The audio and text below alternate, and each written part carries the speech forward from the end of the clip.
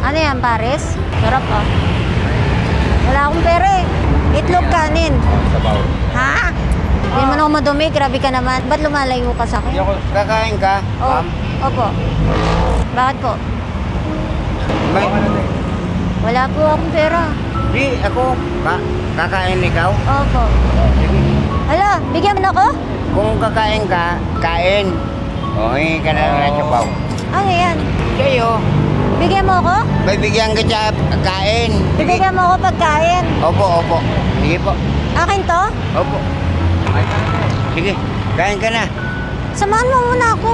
Hindi na, kasi solo flight ako. Saan ka solo? Solo flight nga eh. Wala, hindi ako pwedeng may kasama. Bakit? Kaibigan lang eh. Hindi na, kumain ka na lang. Ay mo na ako. Tropa-tropa. Ay, solo flight nga ako. Eh, pwede naman dalawa flight. Kain lang eh. Wala. Ay, kumain ka na. Hindi ka na sa Bauki.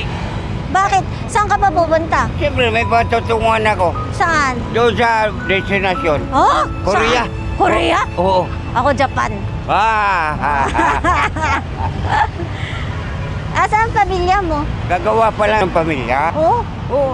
Kaya nga, pupunta ako ng Korea. Sa Korea ka ba gagawa? Opo. Oh. Para magkaroon ako ng pamilya. Kumain ka. Halika na, libre kita. Libre kita.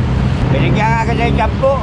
Ako pala libre mo. Wala, ba't ka galit? Di, ayaw. Kumain na kasi ako. Sa gulay? Ayaw mo na? Ayaw. Ba't mo ako binigyan ng 10?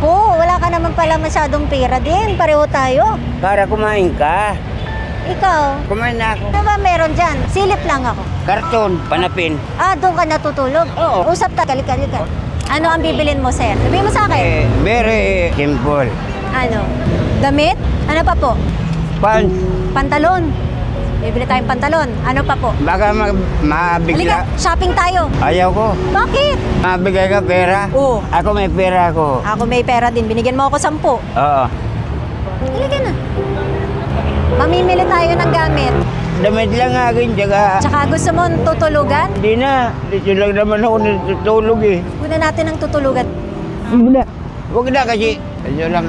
Pwede ko ba siya kunan ng tutulugan? Depende po kung may kamag-anak siya. May kamag-anak ka ba? Malayo pa po. Anong gusto mo? Sabihin mo sa akin, tulungan kita. Diyan siya nakatambay sa may kalsada na yan.